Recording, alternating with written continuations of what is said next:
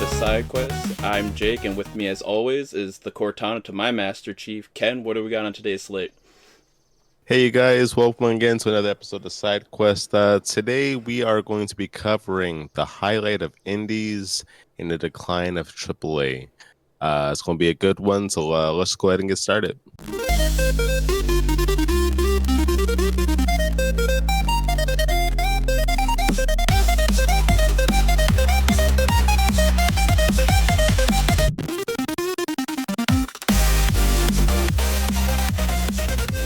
And up next we got here is Bungie's new Marathon. It's an extraction shooter.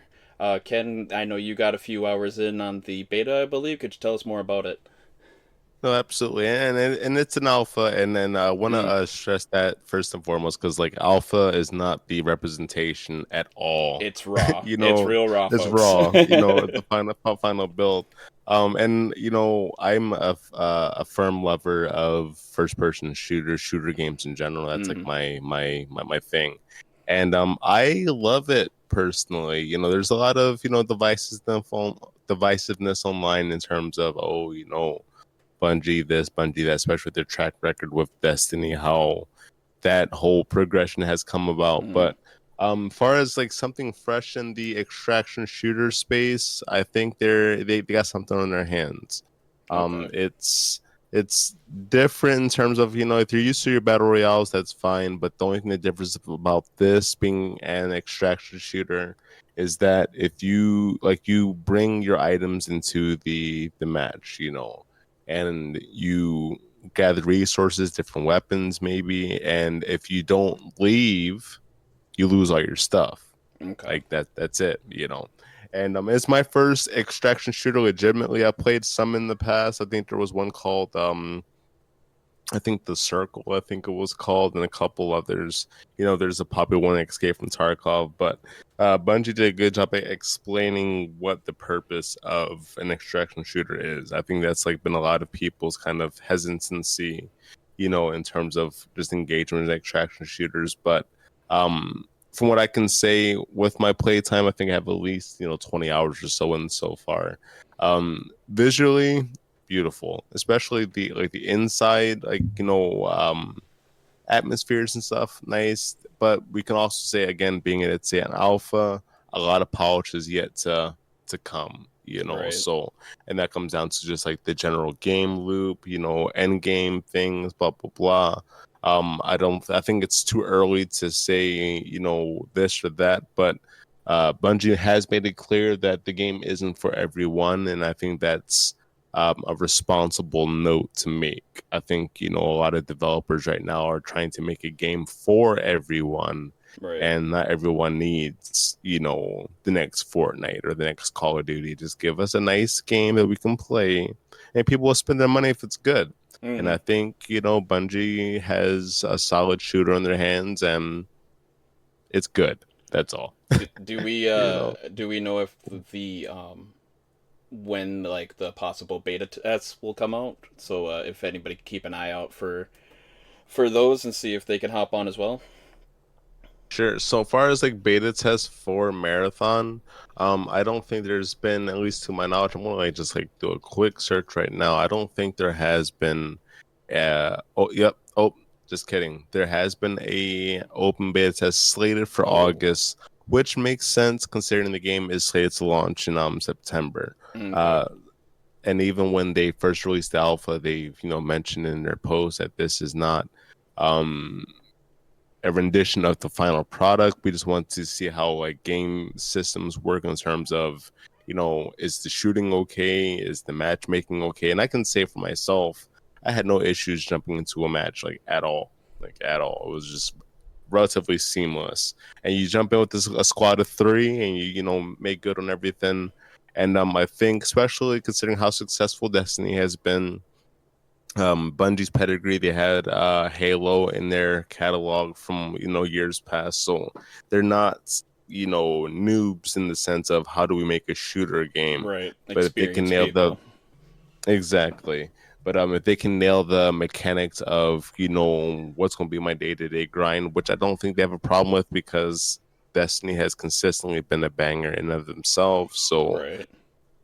I don't think the vision has been fully realized. Even though if anybody has watched the trailers of Marathon, and like it's fire. Like I think it's a fresh color palette, a fresh take on just what games could like quote unquote look like, because we have our military shooters, we have our Borderlands has been out for like a solid like decade or so, but something that's just like, oh, what's that? Like something that's going to make your eyes go, okay, this is something I have to try, but will it be worth it in the long run?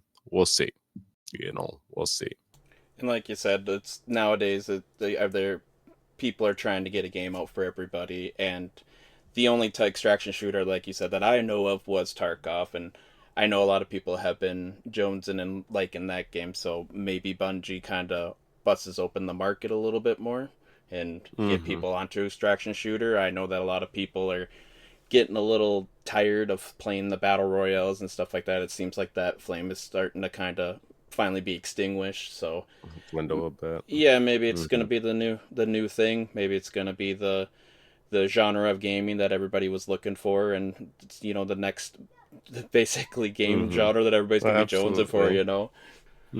Well, and I would hope, because it's like and like for instance, Fortnite just released their new season. And it's like Star Wars, which I feel like they do every year, especially around this time, May 4th, May blah blah blah. And I'm just like, okay, Fortnite obviously pioneered like quote unquote this genre just overall, for being honest. Like Fortnite's definitely put it on the map 110%. Call of Duty fell in line with Battle Royale, this and that, blah blah blah.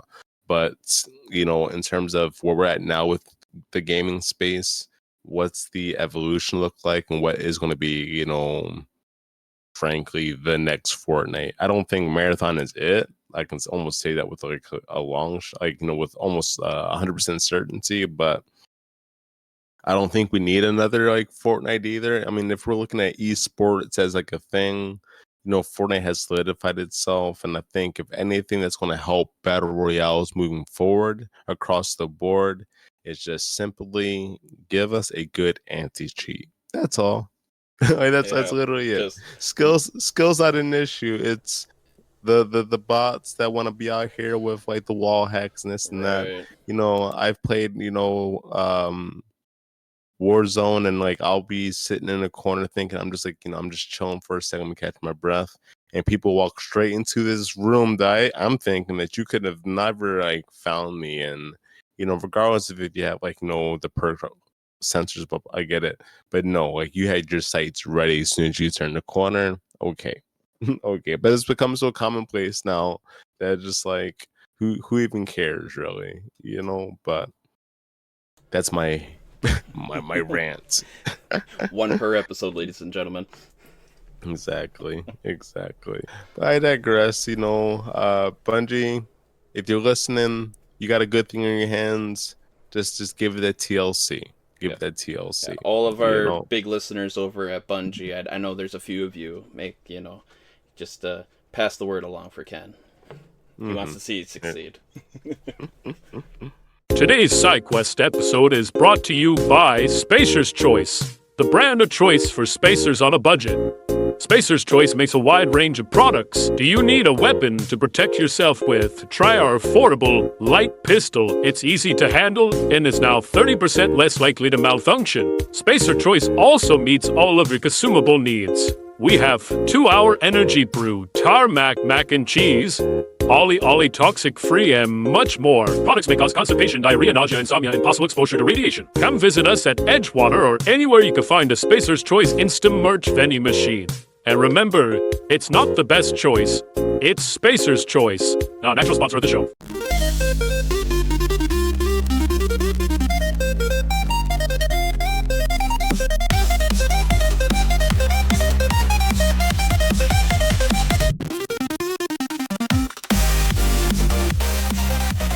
But needless to say, in further news, and I don't think this is something that is surprising, I want to say, but no, GTA 6 has been delayed until mid-2026. Right.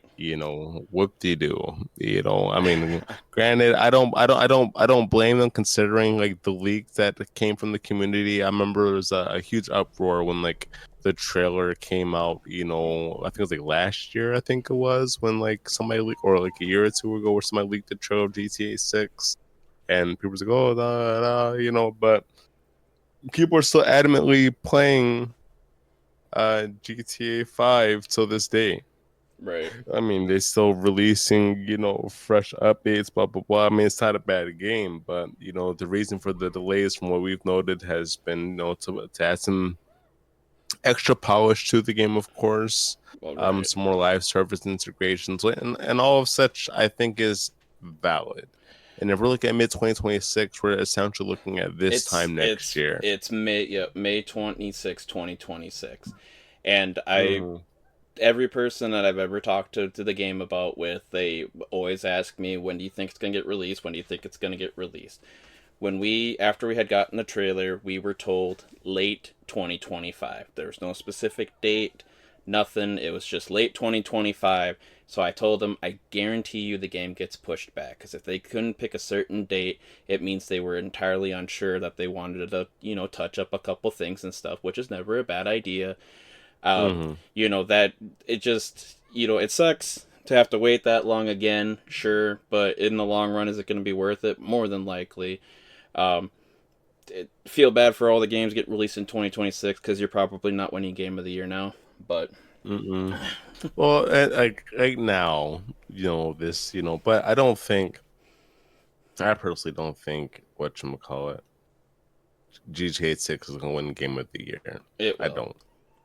It will. I don't. The difference between GTA 6, you thinking it's not going to win Game of the Year, and what other people think is the desire to play the game. Ken told me just here a little bit ago that he wasn't exactly a GTA fan, which is fine, which is fair, but you can't tell me that it's not going to sway your opinion. No, I'm not saying I'm not saying that I'm not going to play it at all. I'm not saying that it won't, receive its fair accolades. But I think it has a lot to live up to. And I can't say that they're not going to deliver on the game. I can't say that they're not, obviously, like I said before, GTA 5 has been doing just fine over the past, they're milking that for all it's worth. But, what's going to be the, oh, this is crazy kind of thing, especially if, base consoles right now can only run X amount of whatever, like frames, this or that. Like, what's going to be the thing that takes GTA 6 to the next level to warrant people to be like, oh, this is next gen kind of thing, because Grand Theft Auto in and of itself, like, it's going to, and not to mention what it's costing an estimated $2 billion to make this game. So it's just like, and this game has been in production for almost 13 years. So it's like, what is going to be the thing that's going to be like, oh, I have to make sure this stays on my console. And I think that's what they're trying to figure out. That's what they're trying to hone in on. That's what they're trying to flesh out. So I think they figured it out. I honestly do. If it's that long, it's yet to be seen. Well, dude, Rockstar has such a great track record with everything that I feel like they've touched, basically, and or made. Like, I feel that the expectations is over. Like, it's overhyped for sure. But that's just the world we live in today with games and stuff like that too. I mean, any game, that doesn't catch you off surprise or, is better than you anticipated could be considered a flop. And, I do see your point of the potential disappointment for it. But my personal opinion, I do think they deliver. I do think it gets Game of the Year and all the accolades that it's going to deserve. Well, and again, I'm not like on GTA. I'm not saying that it's not going to be a great game. I do want to reiterate that for those that are listening. I know there are a lot of GTA You- fans. I'm not Ken saying doesn't want any GTA haters no on shade. him. But if we're going for Game of the Year, especially since we don't know what's going to be contending with later, Right. I'm just reserving my vote. Your stamp, yeah. Yeah. Because and then we'll get into like the other news because we still have lots to cover. But we'll see. That's all I'm saying. We'll see.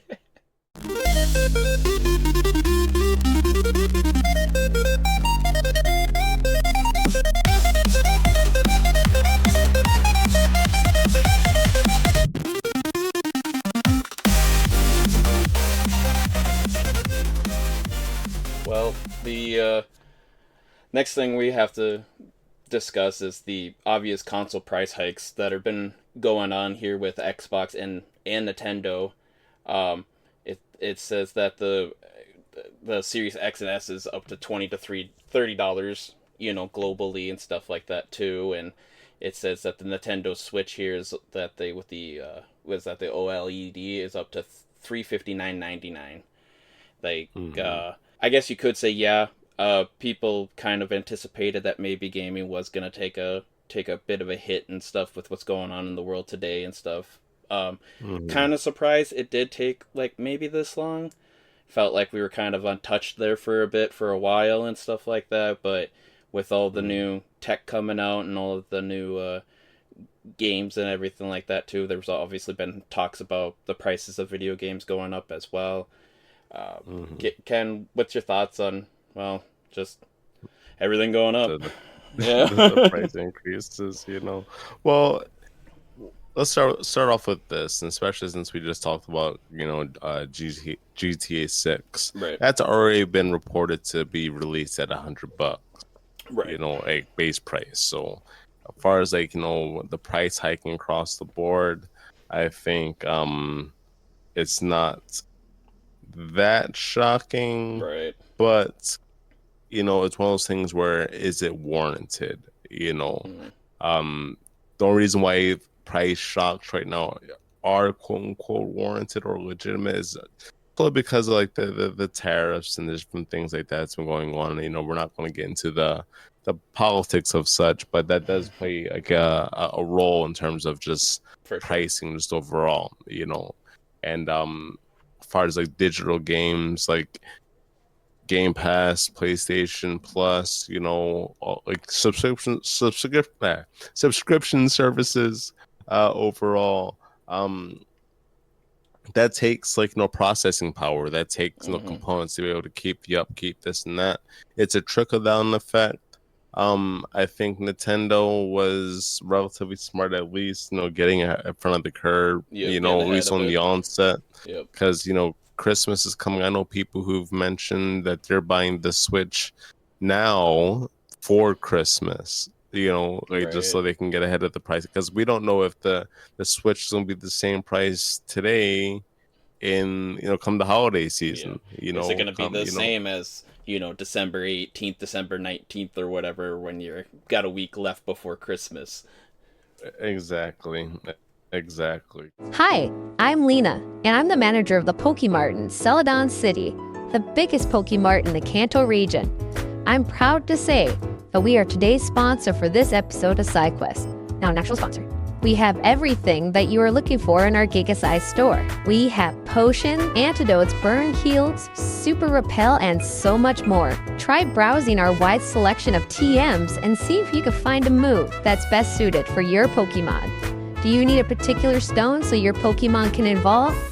Check out the variety that we have on floor 4. And as always, for all your Pokemon adventure needs, stop in at the Celadon Pokemart, the biggest Pokemart in the Kanto region.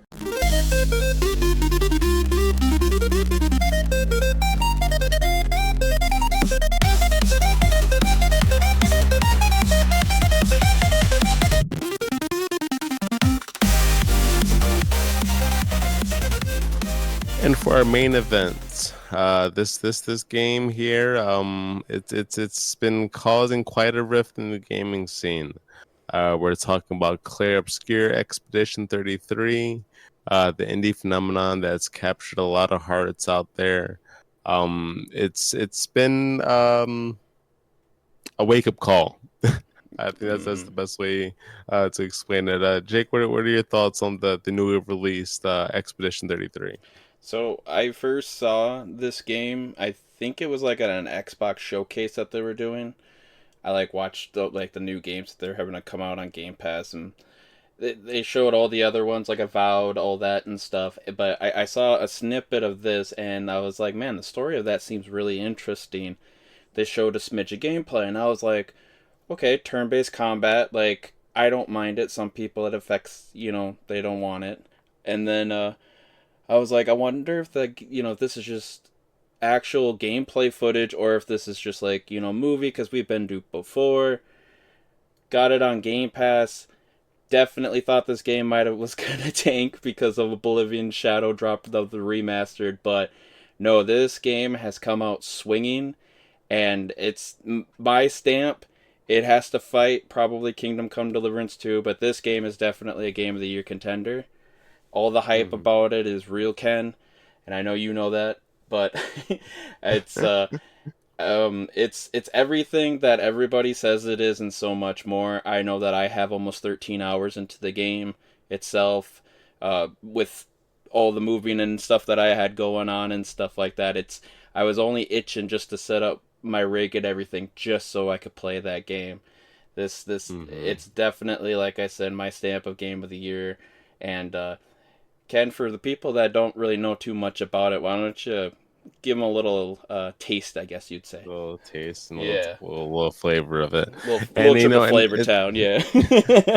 And it's funny because, for myself, I watched the initial reveal at I think, like you said, the Xbox event. Mm-hmm. And I was on the fence, and I'm not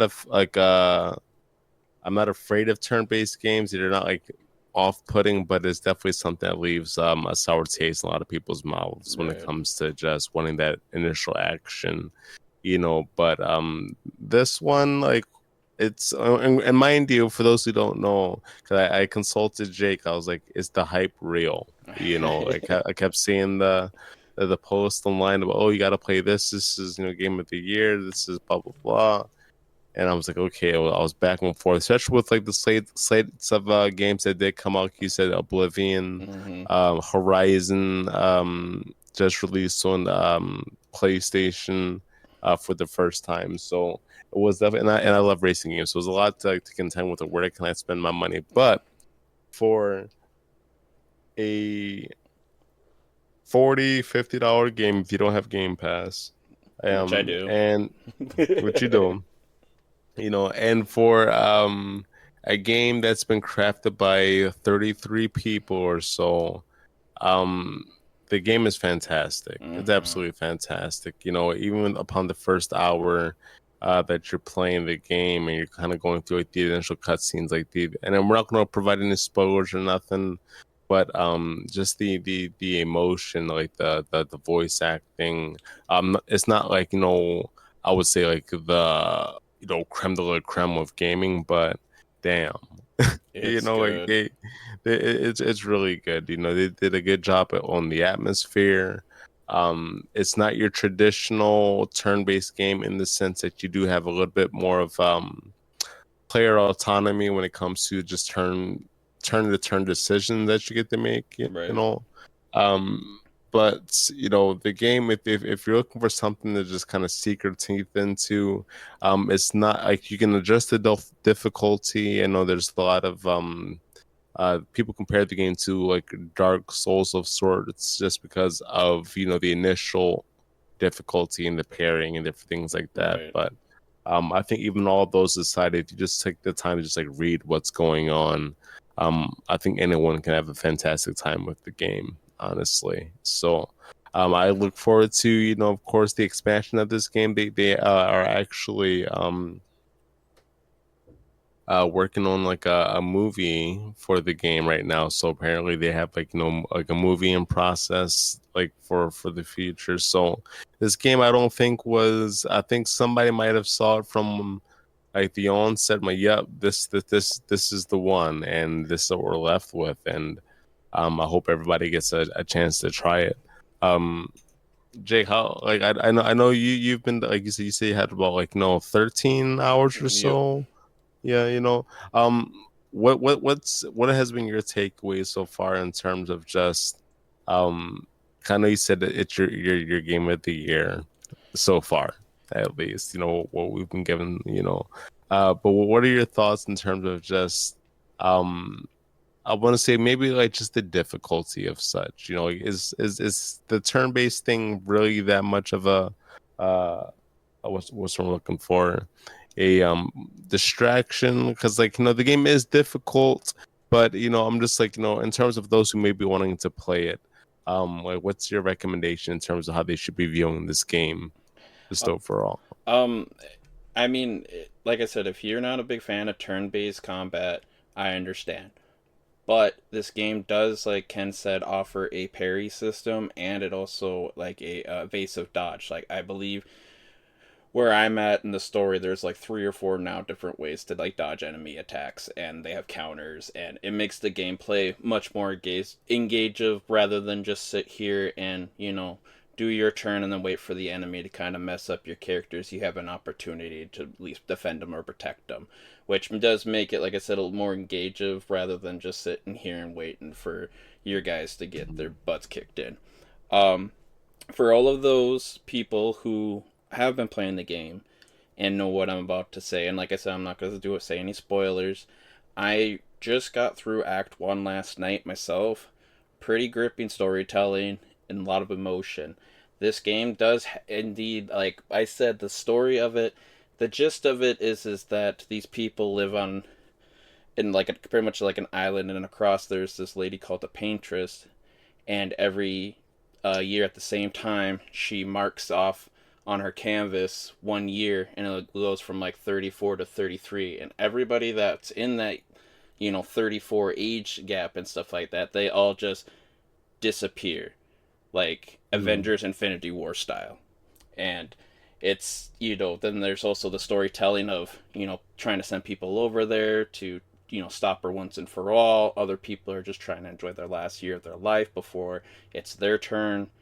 It's a really good story, and it's got me really engaged, and there's other elements that come into play later too that it really it's the gameplay is fantastic, and then like I said, the story is really good, really gripping, really emotional. So to me, if you can check off those 2 boxes for myself and stuff, I'm definitely in consideration to giving you at least my time, and not to mention, like I said, at least my nod for Game of the Year already.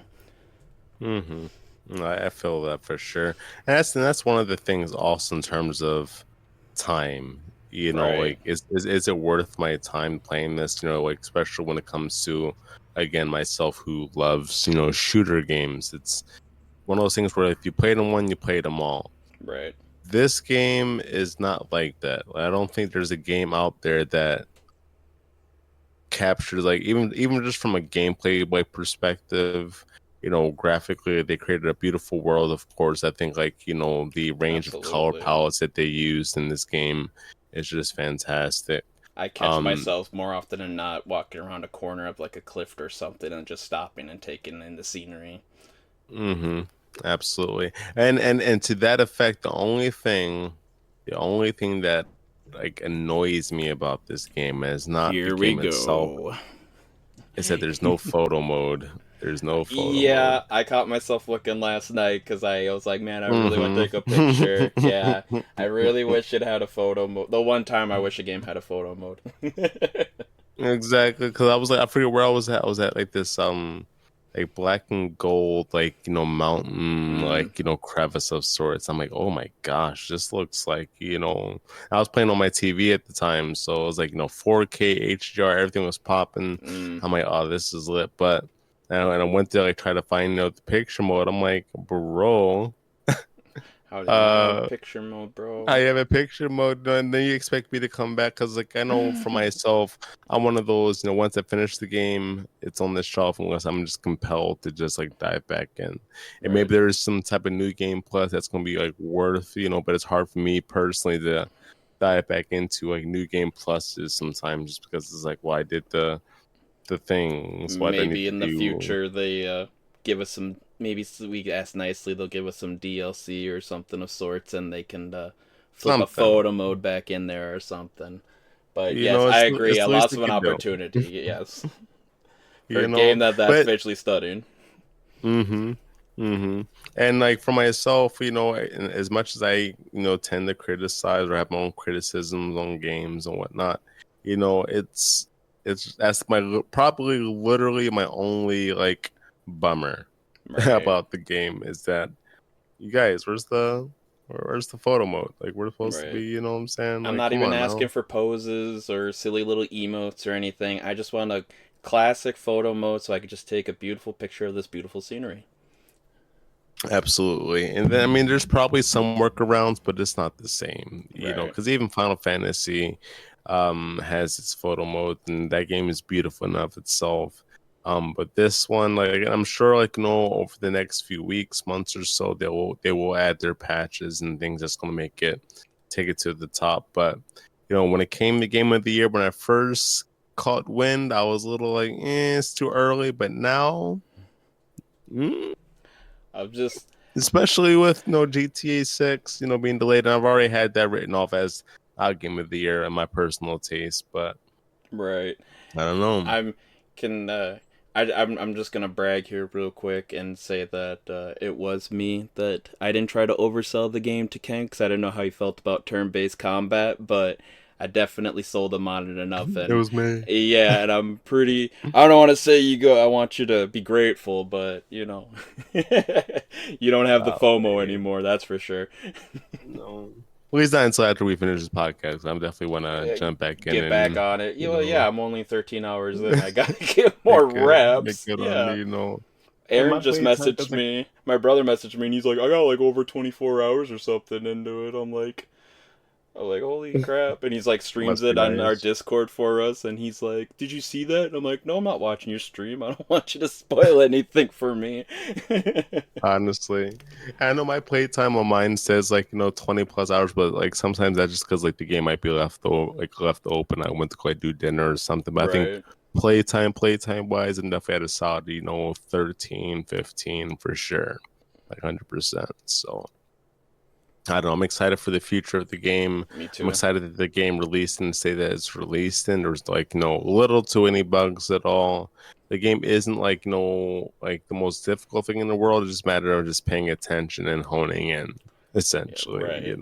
And it But speaks to me. What speaks volume, like I said earlier about the game, is that released the day after that Oblivion got shadow dropped, which is a huge deal hmm because everybody loved playing Oblivion. That's all I saw online for the longest time. And then it just seemed like everybody was kind of like, "Hey, don't forget about this game." And yeah, what's now that it's thing? yeah, what's this game? Expedition 33? I don't. And now it's to me it's been taken over by storm. I That's like the only thing I see online as far as like gaming talk now. It's just this game, and it's rightfully hmm deserved. Absolutely. So, shout out to the creators. You guys did a Mm-hmm. phenomenal job, and keep going. Chef's Hopefully, kiss. the bigger studios take notice of what's being put out there, and we can get some more you know evolution of the goodness of gaming. I'm Right. not sure that's the best way to phrase it, but just like, okay, you guys, we have all this technology. We can do something different instead of just a pume, And same old for story kind of thing. all those companies out there that say that we don't want single player story narrative driven games anymore. I think this is your Not wake sure. up call. Yeah. We hmm de- we definitely have been enjoying this, and I've been in a group of like a Discord chat with my friends of like 5-6 people, and none of us are playing a game together as we're just playing this. So hmm hmm Absolutely. So you hear that, big old studios get together, hear that get AAA, together. get it together. The writing's on the wall. The writing's on the wall. You know, and that kind of comes to like a little bit of the overhang of what we've been kind of discussing. Or I guess the highlight of this episode overall is just indie games are more or less on the rise, and the AAA experience, it's hard to define what is definitively AAA anymore. Is it just the budget that's behind it? Right. Is it the vision? Like I don't. It's kind of hard to say. And all we as gamers ask, make a good game.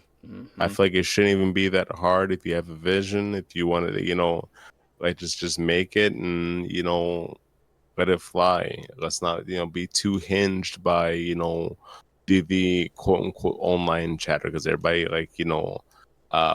be it on Twitter, Facebook, whatever social media outlet you might consume, everyone has an opinion, but an opinion is not something that should stifle someone's creative vision or what they perceive to be, hey, this might be the thing. So again, hats off to the expedition team, and I look forward to getting back into it probably until 1 o'clock this morning.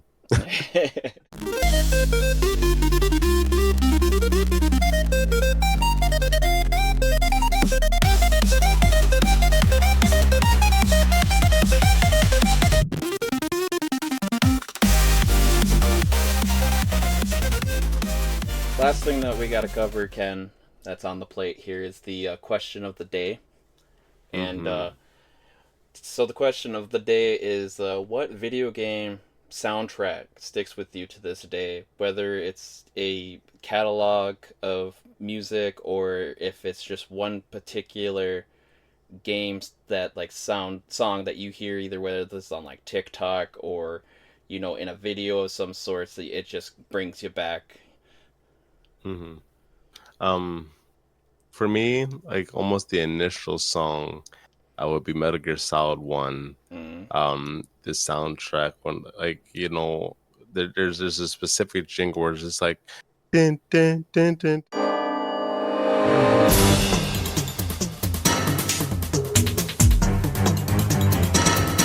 And you're just you have to run to whatever you have to get to. And it was so simple, but so it gave that emotion. And every time I hear it in my head as we speak right now, and just and it's been years since I've even touched it, to be honest, Metal Gear Solid 1. But that just goes to show that that jingle, that chime was just and then the sound of your codecs going off, beep, beep, and then you have to, it's just oh my gosh, it's pure nostalgia. And if I had to pick a second one, it'd probably be just Super Mario, the initial one. Yep. Din, din, din, din, din. Who doesn't know?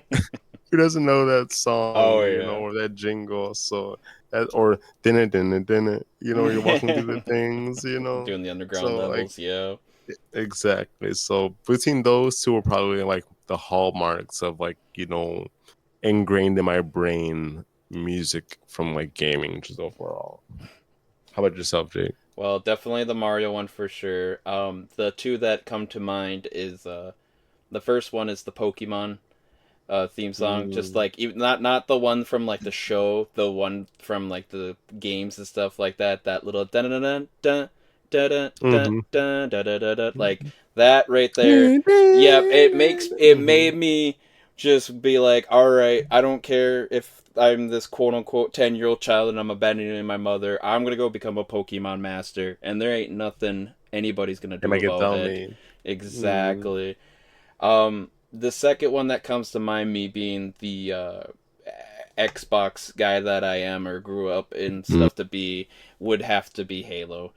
I mean, I didn't want to say that. If you, come on. It's so iconic.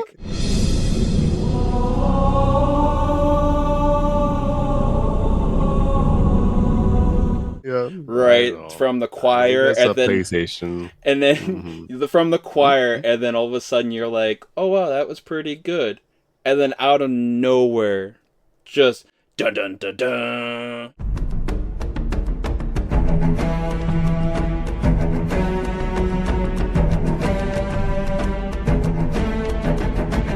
You're what? And then it just goes hard, and you just feel a freaking Marine or a space soldier just chopping your way through anything and everything with a variety of weapons. It really like pumped me up in certain sections of the game. I'd be driving a warthog to go save somebody, and that starts playing, and I'm just like juiced up. I'm like, yeah, I'm ready to just jump in. Down. I'm ready just to take on a whole ship of Covenant aliens by myself. I don't even care. Who needs ya?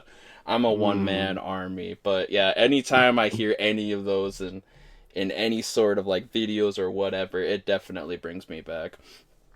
Absolutely. And Halo's been like a franchise for like, I mean, it's the Xbox identity essentially, you Yep, know. since So the original Xbox. So and like I said, I'm a PlayStation fanboy myself. So me even like knowing just like that general song, like, yep. And I think when the Halo Infinite like dropped, they had like a whole like choir kind of thing, like you know, doing the thing for the marketing and whatnot, because people knew what they were about to get themselves into. And I haven't played the campaign myself. I did play the multiplayer. And that's definitely something that's on my bucket list. I'm waiting for it to hit PlayStation. And when it does, I'll It's like, how many videos have you seen of like just a bunch of guys getting like together in like an echoey hallway or something like that and just imitating this song? Like, it's like millions of videos of guys doing it and stuff. It's definitely not only just a nostalgia trip for me, but definitely for others as well. Absolutely. And even then, like especially, you know, we just talked about Expedition 33. That soundtrack is just you know as fantastic too. I found myself just like you know sitting with the home screen on. Like I haven't even turned the game on yet. I'm like, no, this is peaceful. And all the characters have their own peaceful. little jingles and musics to go with their fights as well. It's the music in any game to me always is welcome, and it sets to like it like helps with the ambiance and it sets a tone for your game.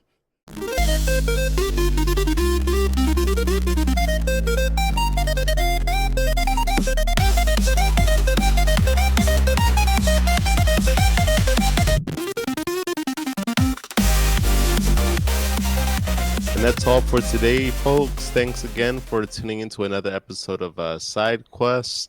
I know we covered a lot today, from Bungie's Marathon to, of course, the game that we can't stop raving about, Expedition 33, Clair Obscur. Let us know your thoughts, of course. And we look forward to hearing from you guys. Don't forget to also like and subscribe to us on Spotify, on top of Facebook and YouTube. And you guys have a good night. Talk to you guys later.